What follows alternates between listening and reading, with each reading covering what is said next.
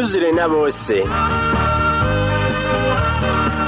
Ikiganiro c'amahoro n'umubano mwiza mu bantu mutegurirwa n'ishirahamwe Transworld Radio mu Burundi. Amahoro kubana mu mahoro birashoboka.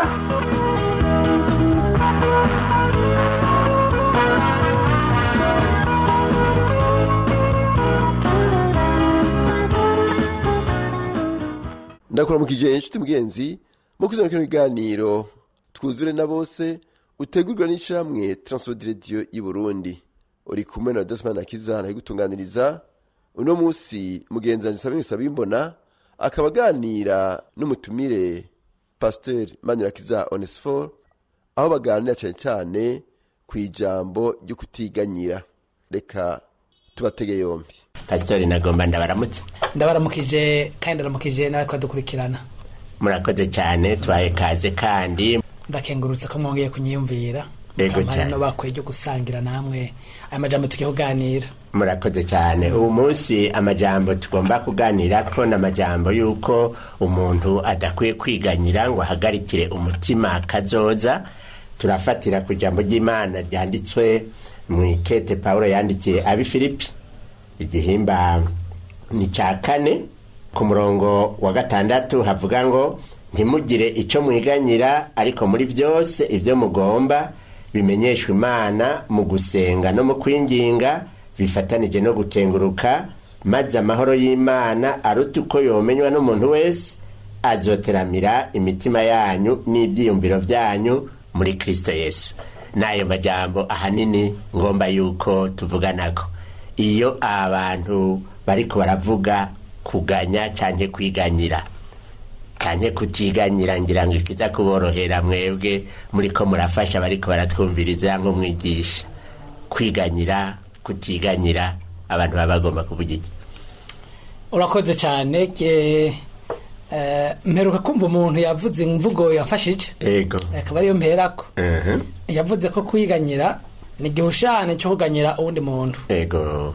Kuganyira uwundi muntu no kumushikiriza amajojwa nibikubangamiye ngo urabe ko yo gufasha. Yego. Hanyuma rero kwiganyira no kuganyira umuntu yitwa jewe. Ni jewe nganyira jewe. Yego. Nuvuga no kwibwira jewe nyene amagogwa yanje. No kwibwira jewe nyene ibintu mbona bimbangamiye bimpagaze imbere mbuze iyo ndabivana niyo ndabijana. Rero mu byukuri ugiye mu nsiguro rero yimbitse kwiganyira n'igihushane cyo gusenga. Wo gusenga no gusaba umuntu kanaka.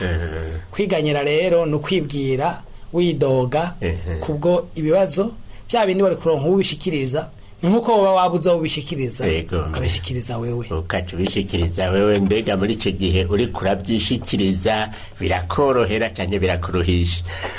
Wowe urumva ni ibibazo wari usanzwe ufise bikuremereye.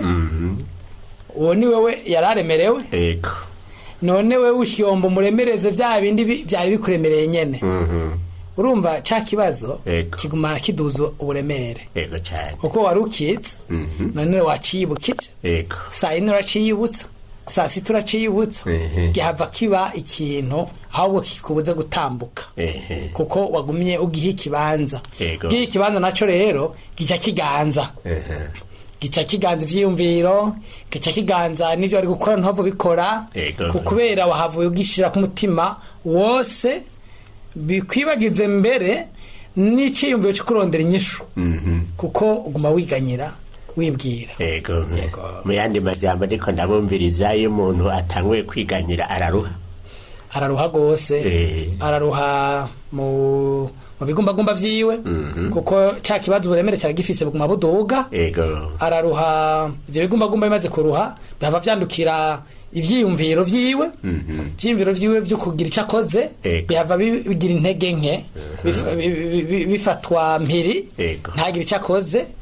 Araruha mu mubiri kuko nimba guma yiyumvira n'agatira hava kabura n'akayabagu ahava kabura kubera yangorane agira rye ikivyuka agira ryame ikiza n'agatira hava dasinzira erega hava gwara za ngwara z'umushishito hava gwara za ngwara zikumeneka umutwe zo umurindi w'amaraso utameze neza kubera ca kibazo mu vy'ukuri cononye umubiri cononye ibigumbagumba vyonona umubiri nawo wonona ubuzima ukuntu bwari bugenda. Ego urumva rero turi mu kibazo rero Pawulo ariko arabwira abantu ati ntimukiganyire. Urumva rero kwiganyira ni ikintu kidakwiye kuba mu buzima bwacu. Mugabo ngira ngo ikibazo gikunda kubaho ni uko umuntu aza kwiganyira kuko yabuze uwaganyira. Mbega uwo kuganyirwa ninde? Ego aha muri uyu murongo nyene niho Pawulo avyishura. Navuze ngitangura nti kwiganyira ni ikimenyetso cy'uko wabuze ubwira. We yacu avuga ati ibyo mugomba bimenyeshwe Imana. Mu gusenga no mu kwinginga bifatanije no gukenguruka. Ego cyane. Aha hantu harakomeye gose kuko ugiye kuraba muri kameremere y'iwacu. Ego. Uwa mbere tubwire ibitugoye Imana kenshi zubwa nyuma. Turafise mu mitwe abo twishizemwo n'ivyo twishizemwo ko ari byo byovamwe inyishu n'ingoga na n'ingoga. Ego. Kenshi rero umuntu abanza gukoresha ubwo buryo.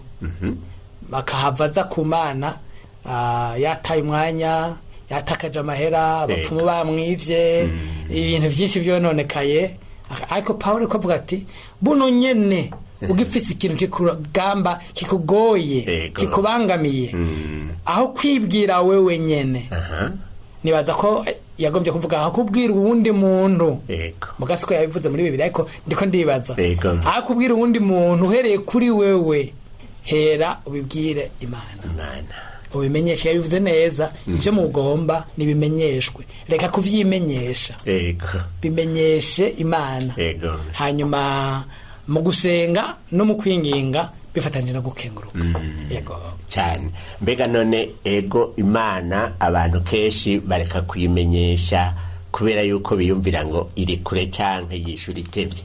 Mwavuze ngo haraho umuntu aja kubarira abandi, ingaruka zo kubwira abandi ibibazo byawe zoba ari zihe? Ingaruka zo kubwira abandi bantu ibibazo byawe nuko abandi bantu nawe nyine afite ibibazo byabo cyane. Icyo ni cyambere. None ntohora n'umuntu agutura ikibazo ataranaheza kuvuga ugacuvuga ngo nanje cyane ngo naje w'icyo kibazo kirambangamiye. Naje umwana wanje ntiyaronse ngina aja kwishuri najewe umuhungu wacu aheruka kubura umuntu. Navuga ngo isi yuzuyemwe abantu kandi abantu bose bafise ibibazo. Aha ntituhihendere abantu ibibazo babigira bijanye n'urugezo bagerako. Ubuzima buto arafise ibibazo bijanye n'ubuzima buto bwiwe. Ubuzima bugereranye arafise ibibazo bijanye n'imigambi y'umuntu afise ubuzima bugereranye hagati na hagati. Bajye ubona bateye imbere cyane bafise ibibazo biteye imbere kuko bijanye nuko gutera imbere kwabo ingene baguma bateye imbere abo bakoranye ngo batera imbere bateka barumva ibintu kumwe womenga barorohewe ni kwimvugo y'ikirundi kenshi bavuga yego yorohewe muri bijya wewe ubuze kuko nivyo ubona mugana warafise ibimugoye. Rero hari igihe umubwira ikibazo wewe ubona ko afise mugabo we umutima wiwe nawe uremewe n'iki. Rero naciye kure mugango njya kuvuga nti uryanganyiye nawe arafise ibimugoye. Bwa kabiri uryanganyiye nta nkunda cyane nkuko ndavyibatse. Yego arafise abandi bantu akunda arahindagurika n'umwana w'umuntu. Rero ahari kwagereranya Imana n'uwo muntu nta numwe yoza asubirira Imana. Uyanganyiye naho yoba ankunda nk'inshuti yo hafi arafise ahagarukira uretse ko nawe afise ibimugoye kandi nzi ko atankunda nk'uko Imana inkunda naho yonkunda dufata umufasha wanje n'ubundi wese nyifurize neza arafise ahagarukira mu kwishura kuko si Imana. Rero Imana yatubwira itandukanye n'uwo muntu ko umuntu afise ahagarukira ahindagurika afise nawe ibyo akunda nawe nasivye ibimuremereye. None kugira ngo umuntu ashobore kubwira Imana ibyiwe akeneye iki? Iri niryo jambo abarundi bamye bavuga kuva kera gito gusenga. Yavuze ngati mu gusenga no mu kwinginga bifatikanije no gukenguruka. Yego. Rero umuntu akwiye kuja imbere y'Imana akayibwira ati Mana wandemye, Mana unkunda, Mana wangize umuntu kuva ndi urusoro, niwe wambungabunze. Arafise aho mbareka arakenguruka. Yego cyane. Ati gufatanje no gukenguruka. Hanyuma ndafise ikibazo. Yego. Ntabara imbere y'iki kibazo untorera inyishu. Rero Imana babandi nirenga ntatangurirako. Haraho ibanshira ku mutima. Bakambaza cyangwa nkababwira mwangasanga nibo yacituma. Biroroshe ko Imana aba ariyo mbwira ubwa mbere ikantumira abantu. Haro hava avuga ati none Imana uhakwibwiye yavize ibitorera inyishu. Oya, Imana ifashe mpira umuntu ikamutuma igahindura ibihe birashoboka. Rero biroroshe nahereye kuri yo mu gusenga no mu kwinginga. Kwinginga ari ntuvuga iki? Nigihe nasenze mu gatondo nkagaruka na saa 4 nkagaruka no ku mugoroba ndakwinginza no vango kugumuga osaba kugumuvuga uti ndazi ko bigoye, ndazi ko womenga nta nivyo nari nkwiye muguravye ingorane mfise nabara undabire aho uri kuringinga umuntu no kugumiza ko